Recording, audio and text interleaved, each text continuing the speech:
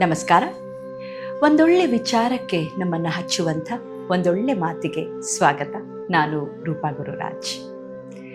ಒಬ್ಬ ಕಲಾವಿದ ಇರ್ತಾನೆ, ಅದೆಷ್ಟು ಚೆನ್ನಾಗಿ ಚಿತ್ರವನ್ನು ಬಿಡಿಸ್ತಾ ಇರ್ತಾನೆ ಅಂತಂದರೆ, ಜೀವಂತವಾಗಿ ಅವನು ಬರಿತಾ ಇರುವಂಥ ವ್ಯಕ್ತಿಗಳು ಆ ಚಿತ್ರದಿಂದ ಎದ್ದು ಬರ್ತಾರೇನೋ ಅನ್ನುವ ಹಾಗೆ ಅವನ ಚಿತ್ರಗಳು ಇರ್ತಾ ಇದ್ವು. ವರ್ಷಗಳಷ್ಟು ಪರಿಶ್ರಮವಿತ್ತು, ಜೊತೆಗೆ ಅವನಿಗೆ ಕಲೆ ಕೂಡ ತುಂಬ ಚೆನ್ನಾಗಿ ಒಲಿದಿತ್ತು. ಆ ಊರಿನ ಶ್ರೀಮಂತ ತನ್ನ 50ನೇ ಹುಟ್ಟುಹಬ್ಬಕ್ಕೆ ಅವನ ಹತ್ರ ತನ್ನದೊಂದು ಚಿತ್ರವನ್ನು ಬರೆಸ್ಬೇಕು ಅಂತ ನಿರ್ಧಾರ ಮಾಡ್ದ. ಸರಿ, ಆ ಕಲಾವಿದನ ಹತ್ರ ಹೋಗಿ ನನ್ನದೊಂದು ಒಳ್ಳೆ ಚಿತ್ರ ಬರ್ಕೊಡು, ನಾನು ಜೀವಂತವಾಗಿ ಎದ್ದು ಬಂದ ಹಾಗಿರಬೇಕು, ನಾನು ಅದಕ್ಕೆ ಒಳ್ಳೆ ಹಣವನ್ನು ಕೊಟ್ಟು ಕೊಂಡುಕೊಳ್ತೇನೆ ಅಂತ ಹೇಳ್ದ. ಕಲಾವಿದನಿಗಂತೂ ಬಹಳ ಸಂತೋಷ ಆಯಿತು. ಅಂತೂ ನನ್ನ ಕಲೆಗೆ ಬೆಲೆ ಕಟ್ಟುವಂಥ ಒಂದು ಕೆಲಸ ಬಂದಿದೆ ಅಂತ ಹೇಳಿ ಬಹಳ ಶ್ರದ್ಧೆಯಿಂದ ಆ ಶ್ರೀಮಂತನ ಚಿತ್ರವನ್ನು ಬಿಡಿಸ್ದ. ತಿಂಗಳುಗಳೇ ಹಿಡಿತು ಆ ಚಿತ್ರವನ್ನು ಬಿಡಿಸೋದಕ್ಕೆ. ನಂತರ ಆ ಚಿತ್ರ ಅದ್ಭುತವಾಗಿ ಮೂಡಿ ಬಂದಿತ್ತು. ಸರಿ, ಅದನ್ನು ಶ್ರೀಮಂತನಿಗೆ ತೋರಿಸುವಂಥ ಸಮಯ. ಶ್ರೀಮಂತ ಬಂದ, ಅದನ್ನು ನೋಡ್ದ. ಅವನ ಮುಖದಲ್ಲಿ ಯಾವುದೇ ಬದಲಾವಣೆ ಇಲ್ಲ, ಖುಷಿನೂ ಇಲ್ಲ. ಇದೇನಿದು, ಇದರ ಮೂಗು ನನ್ನ ಹಾಗಿಲ್ಲ, ಇದರ ಮುಖ ಚೆಹರೆಯಲ್ಲಿ ನನ್ನ ಒಂದು ಗುರುತಿಲ್ಲ, ಇದು ನಾನಲ್ವೇ ಅಲ್ಲ, ನನಗಿದರಿಂದ ಸಮಾಧಾನ ಆಗಲಿಲ್ಲ ಅಂತ ಮುಖ ಮುರಿದು ಬಿಟ್ಟ.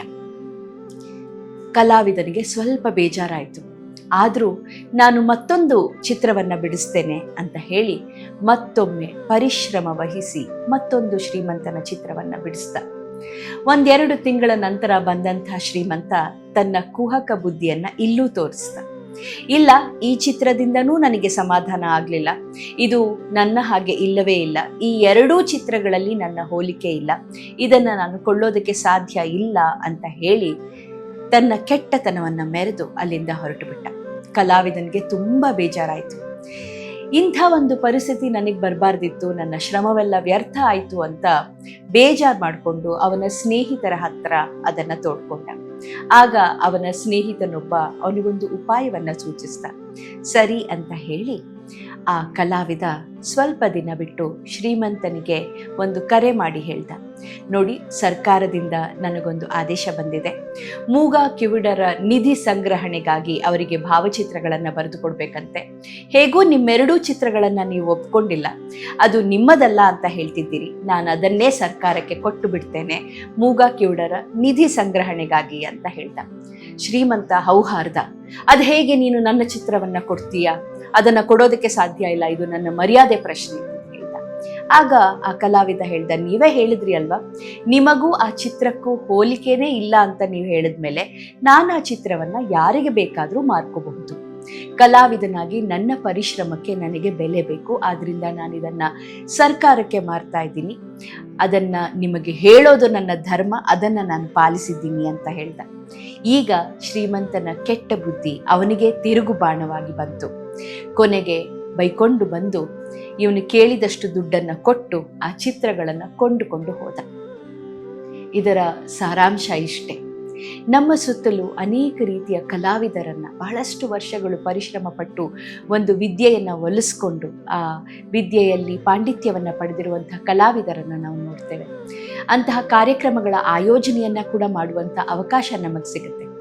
ಅಂಥ ಸಮಯದಲ್ಲಿ ಆ ಕಲಾವಿದರ ಕಲೆಗೆ ತಕ್ಕಂಥ ಬೆಲೆಯನ್ನು ಕಟ್ಟುವಂಥ ಮನಸ್ಸು ಕೂಡ ನಮ್ಮದಾಗಬೇಕು. ಅಲ್ಲಿ ಅವರ ಹತ್ರ ಚೌಕಾಸಿಗೆ ಇಳಿಯೋದಲ್ಲ ಅಂತ ನಾನು ಹೇಳೋದಕ್ಕೆ ಇಷ್ಟಪಡ್ತಾ ಇದ್ದೀನಿ. ಅದು ಹಾಡುವಂಥ ಕಲೆ ಆಗಿರಬಹುದು, ನೃತ್ಯ ಆಗಿರಬಹುದು, ನಿರೂಪಣಾ ಕಲೆ ಆಗಿರಬಹುದು, ಅಥವಾ ಚಿತ್ರವನ್ನು ಬಿಡಿಸೋದಾಗಿರಬಹುದು, ನಾಟಕ, ಇದ್ಯಾವುದೇ ಕಲೆ ಆದರೂ ಕೂಡ ಅದನ್ನು ಬಹಳಷ್ಟು ವರ್ಷಗಳ ಪರಿಶ್ರಮದಿಂದ ಅವರು ಕರಗತ ಮಾಡಿಕೊಂಡಿರ್ತಾರೆ. ನಾವು ಕಲೆಗೆ ಕೊಡುವಂಥ ಬೆಲೆ ಅಂದರೆ ಅವರಿಗೆ ಗೌರವ ಧನವನ್ನು ಸರಿಯಾಗಿ ತಲುಪಿಸೋದು ಮತ್ತು ಗೌರವಯುತವಾಗಿ ಕೊಡೋದು. ಎಷ್ಟೋ ಕಾರ್ಯಕ್ರಮಗಳನ್ನು ಆಯೋಜನೆ ಮಾಡ್ತೇವೆ, ಅಲ್ಲಿ ಬಡವರಿಗಾಗಿ ನಿಧಿಯನ್ನು ಸಂಗ್ರಹಿಸ್ತೇವೆ, ಆದರೆ ಅಲ್ಲಿ ಆ ಕಾರ್ಯಕ್ರಮದಲ್ಲಿ ಭಾಗವಹಿಸಿದಂಥ ಕಲಾವಿದರಿಗೆ ಸರಿಯಾದ ದುಡ್ಡನ್ನು ಕೊಡೋದಿಲ್ಲ. ಒಬ್ಬರ ಹೊಟ್ಟೆ ಮೇಲೆ ಹೊಡೆದು ಮತ್ತೊಬ್ಬರಿಗೆ ದುಡ್ಡು ಕೊಡೋದು ನಾವು ಮಾಡುವಂಥ ದಾನ ಧರ್ಮ ಅಲ್ಲ. ನಮಗೆ ದಾನ ಧರ್ಮ ಮಾಡಬೇಕು ಅಂತಾದರೆ ನಮ್ಮ ಸ್ವಂತ ದುಡ್ಡಿನಲ್ಲಿ ಮಾಡಬೇಕು, ಕಲಾವಿದರ ದುಡ್ಡಿನಿಂದ ಅಲ್ಲ. ಇಷ್ಟನ್ನು ಹೇಳ್ತಾ ಕಲಾವಿದರ ಕಲೆಗೆ ಮತ್ತು ಅವರ ಪಾಂಡಿತ್ಯಕ್ಕೆ, ಅವರ ಪರಿಶ್ರಮಕ್ಕೆ ಸರಿಯಾದ ಬೆಲೆಯನ್ನು ಕೊಡೋದರ ಮೂಲಕ ಅವರಿಗೆ ಗೌರವವನ್ನು ಸಲ್ಲಿಸೋಣ ಅಂತ ಹೇಳ್ತಾ ಇವತ್ತಿನ ಈ ಒಂದೊಳ್ಳೆ ಮಾತನ್ನು ಮುಗಿಸ್ತಾ ಇದ್ದೇನೆ. ನಮಸ್ಕಾರ.